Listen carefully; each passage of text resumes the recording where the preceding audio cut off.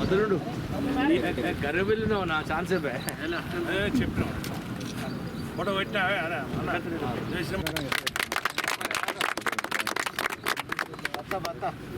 వాళ్ళని కూడా బదనాలు చేయొద్దని మేము ఆగాం. నువ్వు ఉందా మ్యాచ్ అడ్మిషన్ ఉందా దగ్గర నీకే చెప్తాను తిరుమల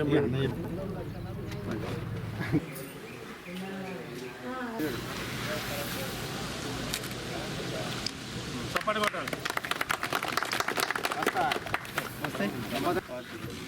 41 కన్నా 650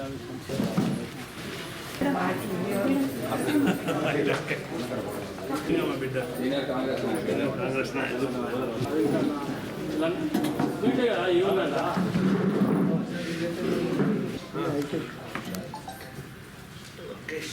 ఈరోజు తీసుకుపోయి ఎప్పుడైతే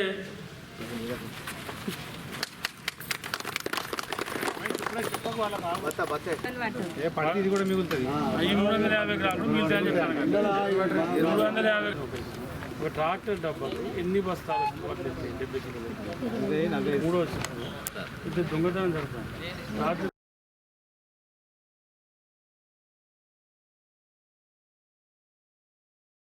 అంటే దాదాపు నేను అనుకుంటా కొంచెం ఎక్కువనో తక్కువనో ఐకేపీ కూడా దాదాపు 50-60% వచ్చి ఉంటుంది. అంటే దగ్గర దగ్గర ఎంత లేదన్నా కూడా 1,30-1,40,00,000 ఒక గర్రెపల్లి సొసైటీ ఐకేపీ కింద రైతులకు అన్నవద్ద పోతుంది. మళ్ళీ ఇదే రకంగా ఏసంగి ఇస్తా అంటేనే ఇవాళ రైతులకు ఇన్ని రకాలుగా అది ఓపీసీడ్ అయినా మేల్ ఫీమేల్ అయినా ఇది ప్రభుత్వం తీసుకునేటువంటి ఒక గొప్ప నిర్ణయం. ఇవాళ రైతులందరికీ కూడా మరి ప్రత్యక్షంగా పరోక్షంగా పెద్ద ఎత్తున లాభం జరిగిందంటే ఇవాళ అందుకే కాంగ్రెస్ ప్రభుత్వం అంటేనే అది రైతు ప్రభుత్వం.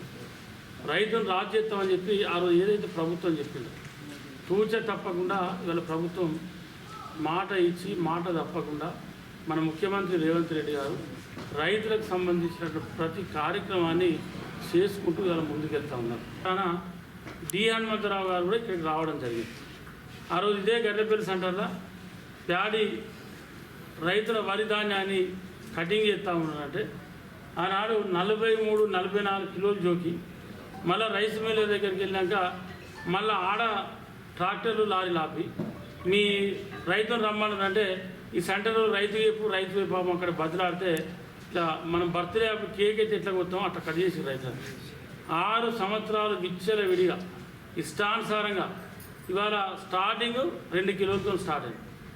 స్టార్టింగ్ 2018 ముందు 1 కిలో స్టార్ట్ అయింది.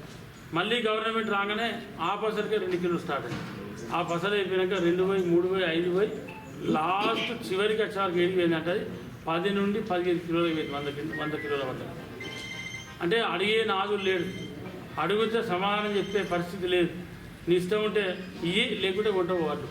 ఇటువంటి పరిస్థితులకు వెళ్ళి ఆనాడు రైతుకు మాట ఇచ్చి మేము గెలిచిన తర్వాత మీ విజ్ఞానాన్ని గెలిపించుకునే బాధ్యత మీది, గెలిచిన తర్వాత కటింగ్ లేకుండా చూసే బాధ్యత నాది అని చెప్పి ఏదైతే మాట ఇచ్చినామో ఆ ఇచ్చిన మాట ప్రకారంగా పెద్దపల్లి నియోజకవర్గంలో ఎక్కడ కూడా రైతులకు వడ్లకు సంబంధించింది కటింగ్ లేదు.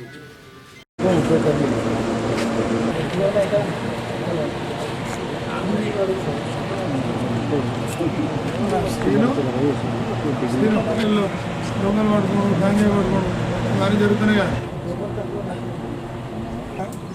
వారు పర్యవేక్షణలో ఇన్ని చెట్లు గాంజా చెప్పండి మన గాంజా పడుకోవడం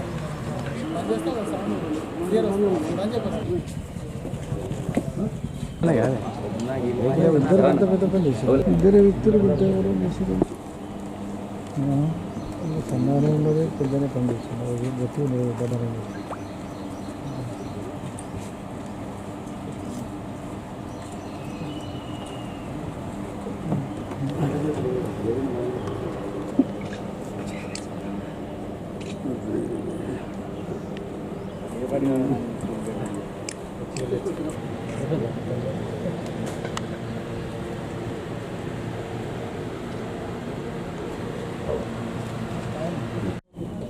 ఉత్కపల్లి ఎస్ఐ గారు అతని సిబ్బందితో సహా వెహికల్ చెకింగ్ చేస్తున్న సమయంలో జిల్లాలో పలు మండలాల్లో వ్యవసాయ మోటార్స్ సర్వీస్ వైరు దొంగతనం చేసి గత 2 నెలల నుంచి దొంగతనం చేసి తీసుకెళ్తున్నటువంటి ఇద్దరు వ్యక్తులు నేరస్తులు సిరిగిరి ప్రసాద్, అంగిడి సాయి కుమార్. వీళ్ళిద్దరిది వదిల విలేజ్.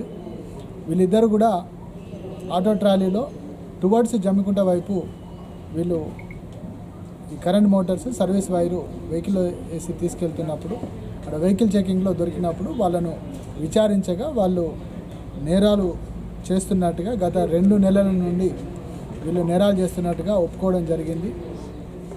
మనకు ఓదెల మండలంలో అంటే పుత్కపల్లి పోలీస్ స్టేషన్ పరిధిలో, అదేవిధంగా సుల్తాన్బాద్ పోలీస్ స్టేషన్ పరిధిలో, జూలపల్లి పోలీస్ స్టేషన్ పరిధిలో, కాల్వ శ్రీరాంపూర్ పోలీస్ స్టేషన్ పరిధిలో గత 2 నెలల నుంచి మనకు కరెంట్ మోటార్స్ పోతున్నాయి, సర్వీస్ వైర్ పోతున్నదని పలు కేసులు నమోదైనాయి. దానిలో భాగంగా పోలీసులు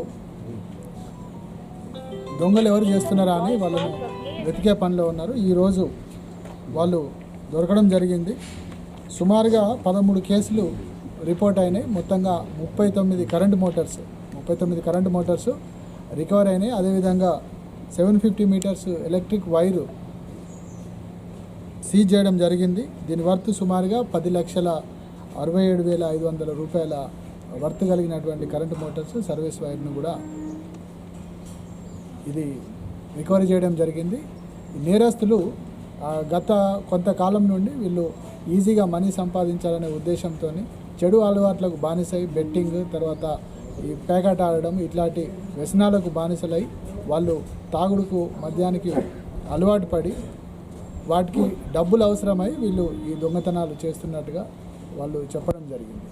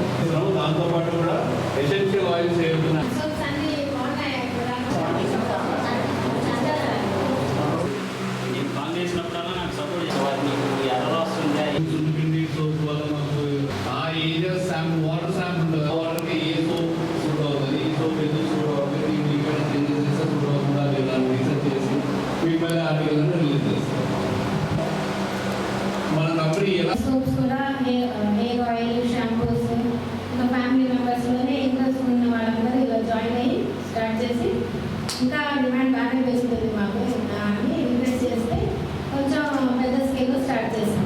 ఎస్ఎంఈ స్మాల్ స్కేల్ ఇండస్ట్రీస్ లాగా. ఈ వరకు కొంచెం లాక్డౌన్ నుంచి డిలే అయింది. తర్వాత ఇమీడియట్గా లాక్డౌన్ అయ్యాక ఇమీడియట్గా పికప్ అయింది. మా మెయిన్ మోటో ఏంటంటే ఇవన్నీ సోప్స్ మేము బయట ఎయిర్పోర్ట్లో అక్కడ ఇది కొనుక్కుంటుంటే చాలా ఎక్స్పెన్సివ్ ఉంటున్నాయి. హ్యాండ్ మేడ్, హోమ్ మేడ్ అని అంత ఎఫర్ట్ చేయలేక, మేమే ఎఫర్ట్ చేయలేక ఇంట్లో స్టార్ట్ చేస్తున్నాం. బేసికలీ అక్కడ నుంచి స్టార్ట్ అయింది.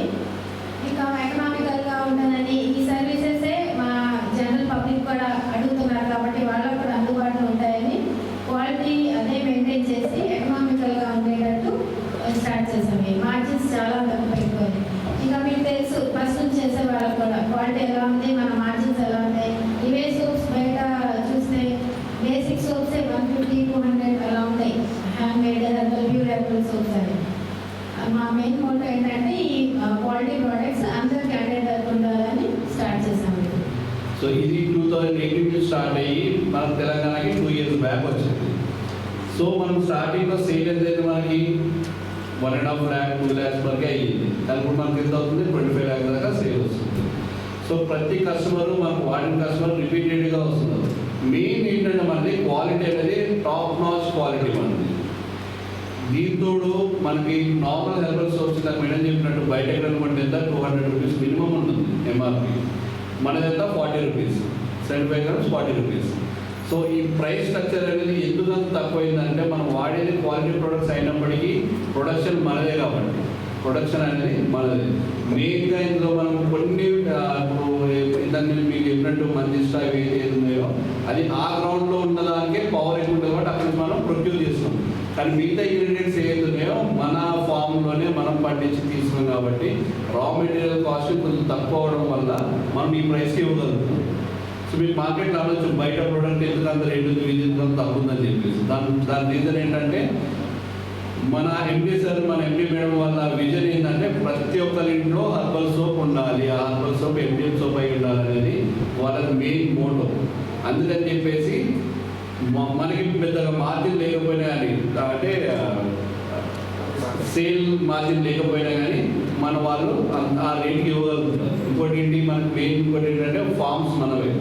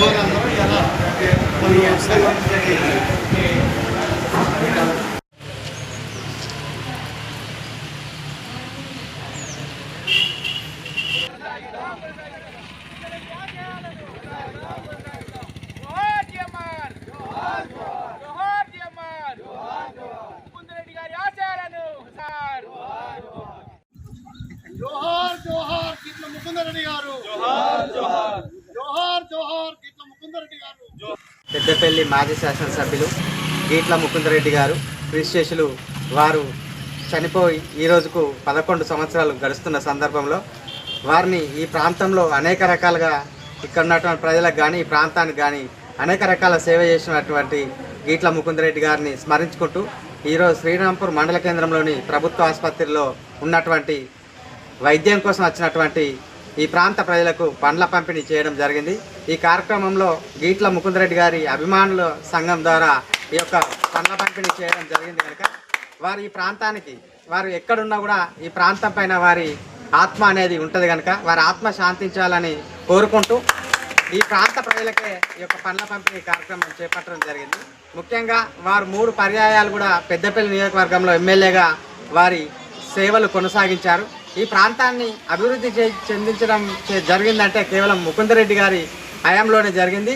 మళ్ళీ ఇప్పుడు అదే కాంగ్రెస్ ప్రభుత్వం అదే కాంగ్రెస్ ఎమ్మెల్యే అయినటువంటి విజయన్న గారి ద్వారానే మళ్ళీ ఈ ప్రాంతం అనేక రకాలుగా అభివృద్ధి చెందుతూ ఉంది. ప్రతి 3 గ్రామాలకు ఒక సబ్ స్టేషన్ నినాదంతో వారు ఈ మండలంలో అనేక సబ్ స్టేషన్లు శాంక్షన్ చేపించి రైతులకు కరెంటు కొరత లేకుండా చేసిన ఘనత కూడా వారికే దక్కుతూ ఉంది. ఆయన పెద్దపల్లి నియోజకవర్గానికి చేసిన సేవలు ఎనలేనివి. ఆయనని మనం ఉన్న రోజులు ఆయన గుర్తుంచుకోవాల్సిన ఆవశ్యకత కూడా ఉంది. ఆయన ఎక్కడ ఉన్న ఆయన ఆత్మశాంతించాలని కోరుకుంటున్నాను.